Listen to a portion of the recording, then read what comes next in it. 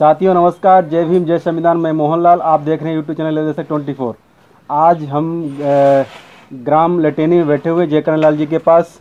और आज का जो दिन है 13 जुलाई, आज के दिन ही धम्म चक्र परिवर्तन के दिवस के रूप में हम लोग मनाते चले आ रहे हैं वर्षों से।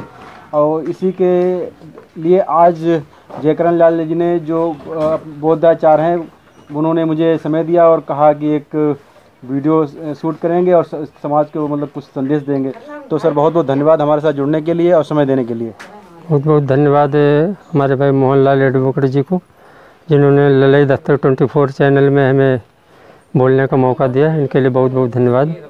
जैसा कि आज जो 13 जुलाई, जिसे तिथि के हिसाब से देखा जाए तो आज आषाढ़ी पूर्णिमा है। इसे गुरु पूर्णिमा के नाम से भी लोग जानते हैं और अपने बौद्ध धर्म के हिसाब से इसे आज धम्म चक्र प्रवर्तन दिवस के नाम से जानते हैं, क्योंकि आज के ही दिन तथागत बुद्ध ने ज्ञान प्राप्त करने के बाद में आषाढ़ी पूर्णिमा के दिन सारनाथ में आए और जो भी उन्हें ज्ञान प्राप्त हुआ उस ज्ञान को उनके जो 5 शिष्य थे, परिव्राजक थे, उनको विस्तार पूर्वक बताया और कहा कि अपने जो भी उनके भिक्खु थे, उनका भिक्खु संघ जो था, उनके लिए उन्होंने चेतावनी दी थी कि आज से कोई भी भिक्खु, क्योंकि आज से जो बरसावा शुरू होता है, जितने भी बुद्ध के अनुयायी हैं, बौद्ध भिक्खु हैं, आज आषाढ़ी पूर्णिमा को एक अधिष्ठान लेते हैं।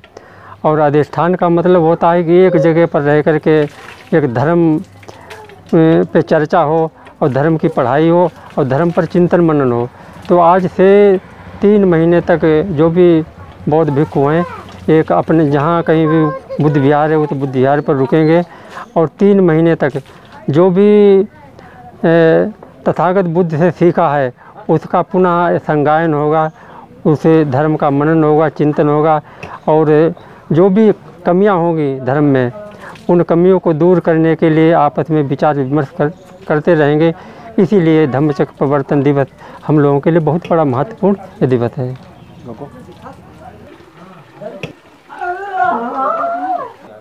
तो सर आपने जो बताया धम्म चक्र प्रवर्तन, ये धम्म चक्र प्रवर्तन का मतलब क्या है?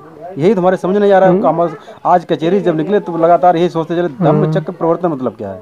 हाँ, तो इसका मतलब वो होता है कि जो भगवान बुद्ध ने जो एक, जिसे हम प्रतीत समुत्पाद के नाम से जानते हैं, ये धर्म की भाषा थोड़ी बहुत कठिन होती है और इसका समझना भी बहुत कठिन होता है, क्योंकि जिस महापुरुष ने 6 वर्ष कठोर तपस्या करने के बाद में किसी चीज़ को प्राप्त किया हो और हम आप लोग उसको इतना जल्दी अगर समझ सकें तो ये समझना बहुत कठिन कार्य है। लेकिन संक्षेप में इसका थोड़ा सारांश ये है कि तथागत बुद्ध ने जो ज्ञान प्राप्त किया था उसे हम प्रतीत समुत्पाद के नाम से जानते हैं।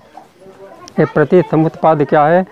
ये प्रतीत समुत्पाद में 24 कड़ियाँ होती हैं और 24 कड़ियों को मिलाकर के ही जो अशोक चक्र धम्म ध्वज में दिया है, उसके बाद में इसको धर्म चक्र का नाम दिया गया है, क्योंकि ये 24 तीलियाँ ही ये धर्म चक्र है। ये 24 तीलियाँ क्या हैं? क्योंकि जो आप धम्म ध्वज में चक्र देख रहे हैं, तमाम लोग कहते हैं कि जैसे धम्म ध्वज को अगर देखा जाए तो कहते हैं तिरंगा है, लेकिन रंग उसमें 2 ही होते हैं। तीसरा रंग जो नीला होता है वो एक छुपा रंग होता है। धम्म चक्र का जो रंग होता है वो नीला होता है। और उसमें जो तीलियाँ होती हैं, उन तीलियों में जो सबसे पहले चक्र में ऊपर 12 कड़ियाँ होती हैं और बीच में 6 कड़ियाँ होती हैं और मध्य में 8 कड़ियाँ होती हैं। कुल मिलाकर के 24 कड़ियाँ हो जाती हैं। ऊपर कड़ियाँ जो होती हैं, उन कड़ियों को हम प्रतीत समुत्पाद के नाम से जानते हैं। जैसे पहली कड़ी होती है अविद्या, अविद्या से संस्कार, संस्कार से विज्ञान, विज्ञान से नाम रूप, नाम रूप षडायतन, षडायतन से स्पर्श, स्पर्श से वेदना, वेदना से तृष्णा, तृष्णा से उपादान, उपादान से भव, भव से जाति, जाति से दुख। इस प्रकार से 12 कड़ियाँ हो जाती हैं। और उसके बाद में बीच में जो भगवान बुद्ध ने जो खोज की थी कि संसार में दुख है और अगर दुख है तो दुख का कारण है और अगर दुख का कारण है तो उसका निवारण है और निवारण का मार्ग है। तो 4 कड़ियाँ इस प्रकार से हो जाती हैं। तो और उसके मध्य में 8 कड़ियाँ होती हैं। इन देखा जाए भी इसका बहुत बड़ा विस्तार है। तो इन सभी कड़ियों को मिला करके ये 24 कड़ियाँ हो जाती हैं। तो इसको मिला करके धर्म का एक चक्र, एक पहिया, एक गोला, जो चक्र जो तैयार होता है, उस चक्र को आज के दिन भगवान बुद्ध ने उस चक्र को चलाया था, यानी अपने ज्ञान का संपादन किया था। इसलिए हम इसको धम्म चक्र प्रवर्तन दिवस के नाम से जानते हैं। इसके बाद में और भी धम्म चक्र प्रवर्तन दिवस आते हैं, जैसे सम्राट अशोक ने अशोक विजयादशमी के दिन भी धर्म चक्र प्रवर्तन किया था।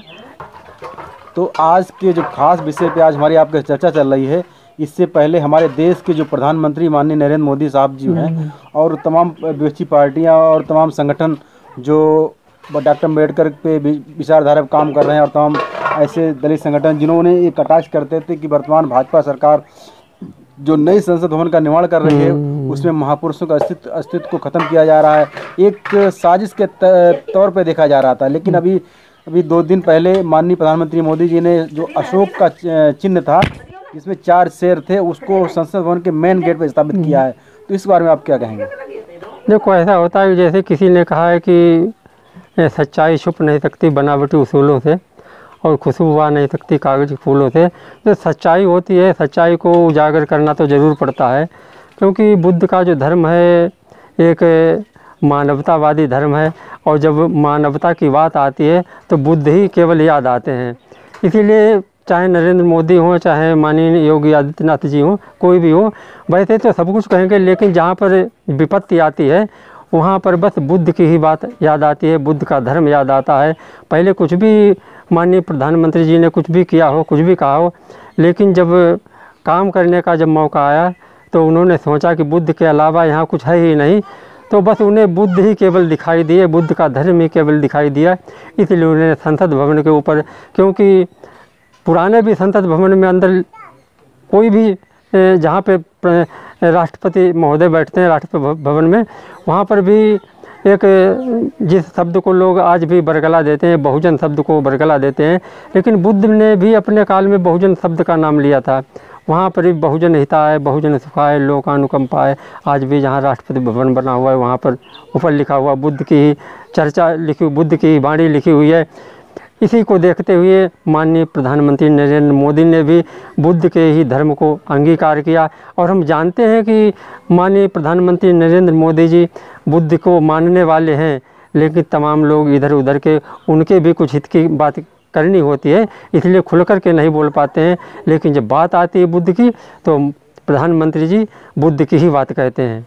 बहुत बहुत धन्यवाद सर, आपने जो प्रश्न का बहुत अच्छे तरीके से उत्तर दिया, क्योंकि हमारे कई मुद्दे पे हमारे प्रधानमंत्री जो नरेंद्र मोदी साहब जी हैं कई देशों को भ्रमण करने के, तो उन्होंने यही कहा कि मैं बुद्ध की धरती से आया, बुद्ध की धरती से नहीं।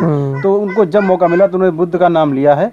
और अभी योगी आदित्यनाथ जी ने भी मूल निवासी शब्द का प्रयोग किया है कि हमारे मूल निवासी कहीं परेशान न हो जाएं। अभी परसों वाले सभा में योगी आदित्यनाथ जी ने कहा कि हमारे जो मूल निवासी हैं, जो भारत के रहने वाले हैं, उनको किसी प्रकार की कोई दिक्कत नहीं होनी चाहिए, उनकी देखभाल करना हमारा प्रथम धर्म है, ये योगी आदित्यनाथ जी ने कहा अपनी सभा में। तो सर, सबसे पहले आप अपने दर्शकों को, हमारे दर्शकों को अपना मोबाइल नंबर और अपना पता बताएं, जिससे हमारे दर्शक आपसे नई जानकारी अर्जित कर सकें। हाँ, हमारा पता, मैं जयकरण लाल बौद्धाचार्य, यहाँ छोटा सा गांव लटेनी का रहने वाला हूँ। और जो भी अपने बौद्ध परंपरा में जो भी संस्कार वगैरह होते हैं उन संस्कारों को करवाता हूँ। हमारा मोबाइल नंबर वही 77540772, यही हमारा मोबाइल नंबर है। और जब भी किसी को बुद्ध धर्म से संबंधित या अन्य महापुरुषों से संबंधित कोई भी जानकारी मालूम करनी हो तो हमारा मोबाइल नंबर जो हमने अभी बताया 77540772, इस नंबर को आप नोट कर लेंगे और हमसे जानकारी प्राप्त करते रहेंगे।